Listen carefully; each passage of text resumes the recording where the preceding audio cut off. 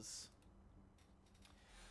to cut from the gameplay for a little bit, I want to tell you guys a little bit about what I have learned about Legends of Runeterra, because initially when I tried playing this game, it was when it was a PvP-only title, and I was ready to just slurp this all up.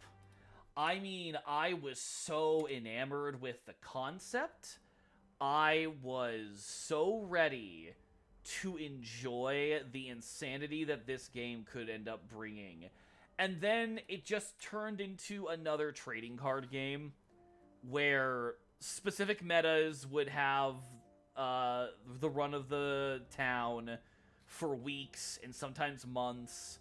Like, if you have ever had to play against a Nautilus deck, the big deep sea diver League of Legends character, that character is literally all about, I discard my cards in my deck. My other cards become more powerful. Oh, I've discarded enough cards? That represents going deep into the ocean. I get all my cards back. Oopsie, here's Nautilus. Fuck you.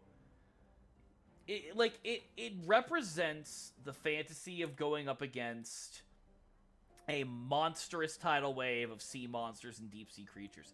It's fantastic. It's cool.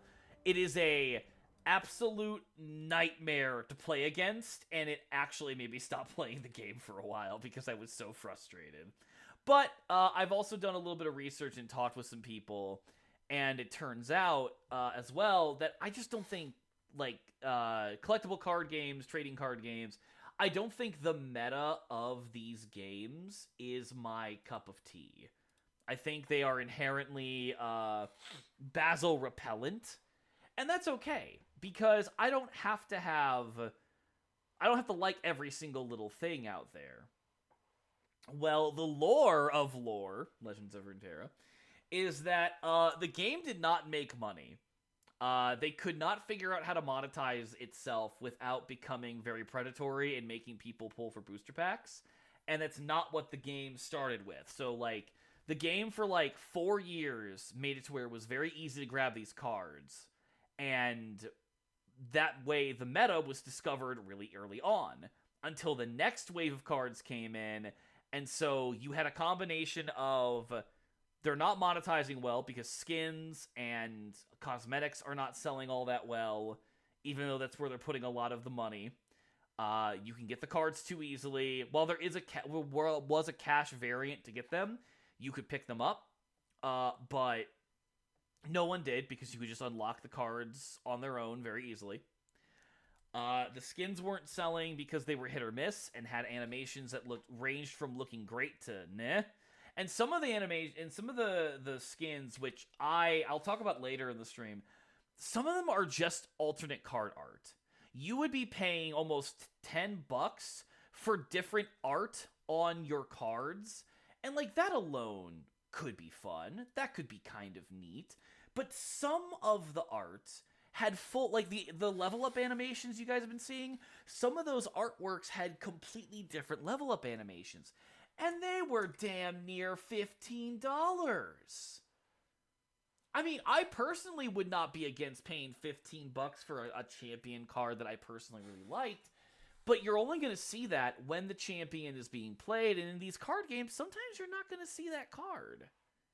So, Legends of Runeterra failed as a PvP game because primarily the monetization fell through. And in my personal opinion, I really feel like it just became like every other meta-focused card game. It just kept growing and growing to the point of, if you're not playing these very specific decks, you're not going to make it anywhere.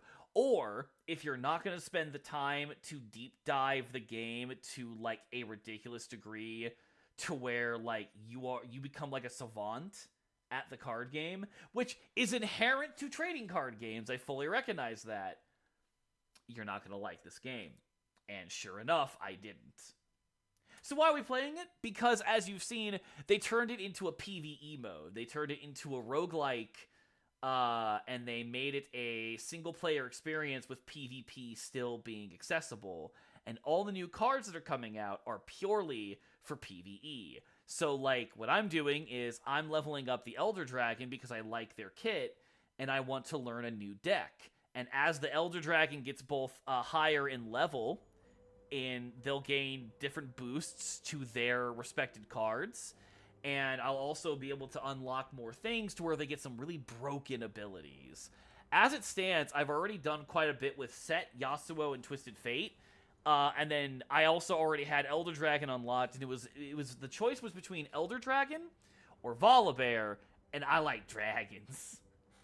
I like dragons a lot.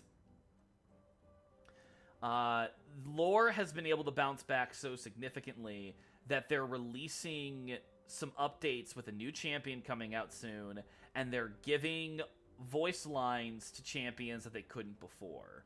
We're probably not going to see the intense level up animations we used to, but they are working on a more interesting, like, all-encompassing level up animation, which, personally speaking, just me spitballing, but I kind of think that if the game really continues to make money, which it has been, in the 5 years this game has been around, Path of Champions is actually bringing in a significant amount of money, apparently. So I'm thinking that once enough time, probably 2 or 3 years, we'll actually see new skins, new cosmetics, because that way the game's actually made its money back after a 4-year deficit. I ended up stumbling back into this game because I really liked the potential, fell off of it because the PvP scene was not for me, and now it actually feels like a game that's strictly for me, but also apparently a lot of other people because it's making money. And that's why we're here today, because I like silly single-player card games.